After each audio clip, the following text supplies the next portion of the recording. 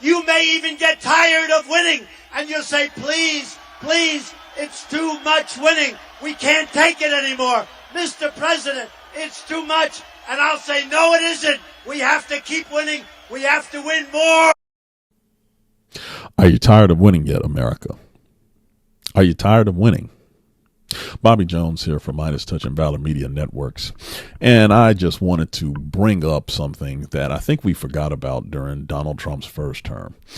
He said while running for office that if he was to win, America would get tired of winning. In actuality, what America has quickly become tired of in his second term, they're tired of the chaos.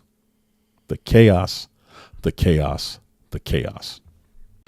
In the little over 5 months that President Trump has started his second and non-consecutive term, we have seen the world plunged into a state that we have very rarely seen it in modern times.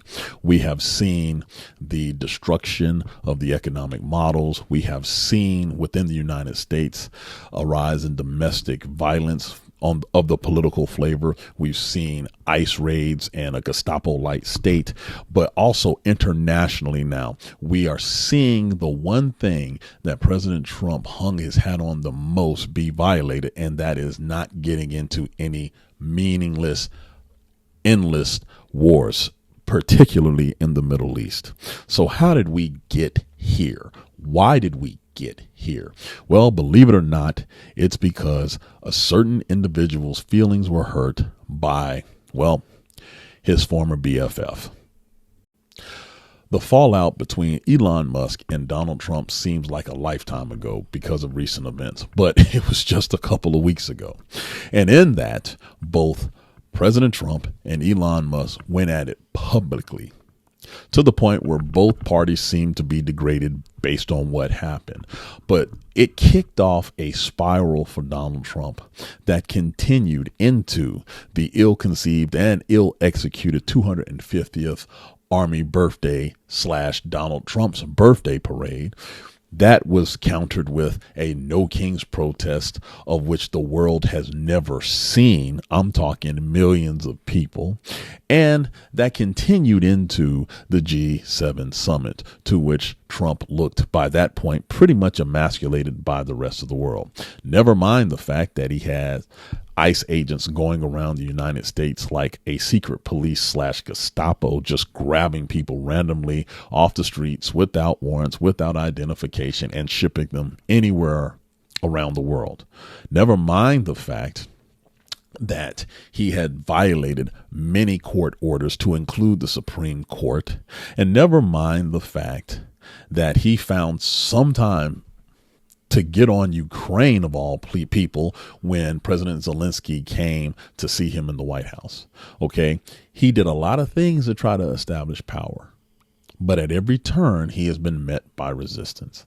That leads to his current mental state and what happened when Israel approached the United States about Iran creating a nuclear weapon. Let me be clear. Israel has been saying Iran is just days away from a nuclear weapon for years. Here's the proof. Are there any other nations that you would recommend that the United States launch preemptive attacks upon at this point? The two nations that are vying, competing with each other, who will be the first to achieve nuclear weapons, is Iraq and Iran.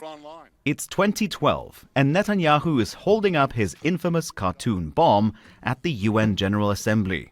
By next spring, at most by next summer, at current enrichment rates, they will have finished the medium enrichment and move on to the final stage.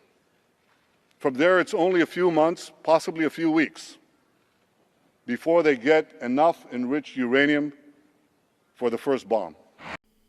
And no matter what Israel has said, every American president prior to Donald Trump has said, no, we're not going to join in on these escalatory actions because they understood the long-term ramifications of doing so.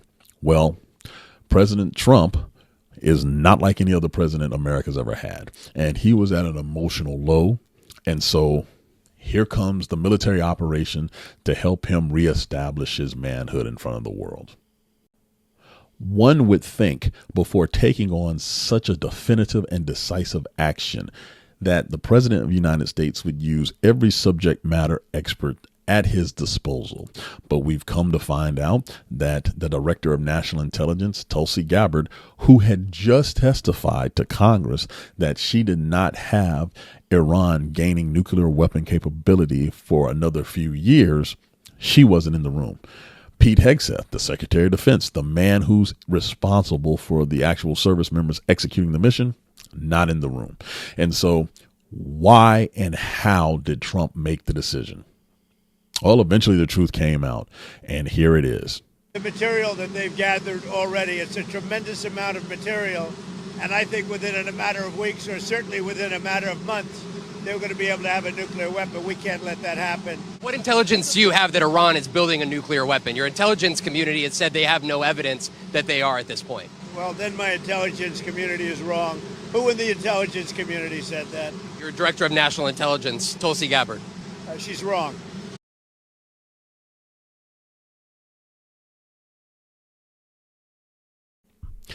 That's right, ladies and gentlemen. The Rolling Stone magazine revealed that Donald Trump was basically just winging it. He decided to do it on his gut, on vibes to make sure that he was able to insert the United States military into this situation. Why?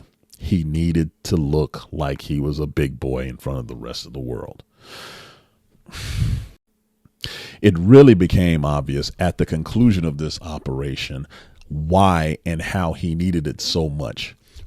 Immediately upon completion, not only did he do the ceremonial stroll in front of cameras in the White House, he made sure he had his group of people behind him, but he also went on social media and made some very, very bold claims about battle damage assessment that, quite honestly, still have yet to be confirmed.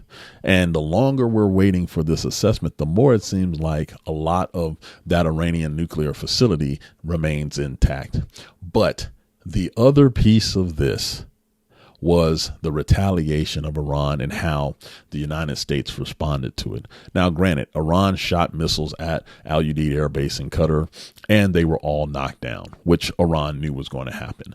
Trump, seeing that if he's not careful, this will be the exact same thing that he promised against, an endless, mindless war, demanded a ceasefire. And guess what? Eventually a ceasefire was struck. The United States really didn't have much to do with it, but the Qataris, the nation of Qatar, did the heavy lifting because Iran was not talking to the United States. And why would they? They just got bombed to hell by the United States. But Trump made sure to take credit for that too. Well, that ceasefire lasted all of about 2.5 hours. And the countries went back at it again, showing that President Trump doesn't really have the respect of neither party, Israel or Iran, involved in this situation. So what does he do? He throws a temper tantrum both on social media, behind the scenes, and then he left this little nugget on his way to NATO. I do. They violated it, but Israel violated it too. Are you questioning if Israel is committed? Israel, as soon as we made the deal, they came out and they dropped a load of bombs, the likes of which I'd never seen before. The biggest load that we've seen. I'm not happy with Israel. You know, when I say, okay, now you have 12 hours, you don't go out in the first hour and just drop everything you have on them. So I'm not happy with them. I'm not happy with Iran either. But I'm really unhappy if Israel's going out this morning because of one rocket that didn't land, that was shot, perhaps by mistake, that didn't land. I'm not happy about that. You know what? We basically have two countries that have been fighting so long and so hard that they don't know what the fuck they're doing. Do you understand that? Do you have to respond to Iran?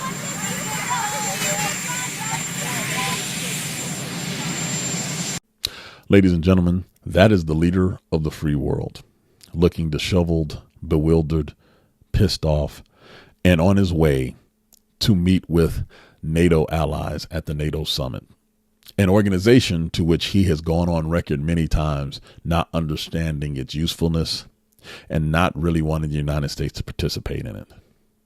So going back to what I originally said, when you think about President Trump, the number one thing that jumps to mind is chaos. It can be economically, it can be domestically, it can be international. But one thing is for certain. The world is not a better place because he is president of the United States.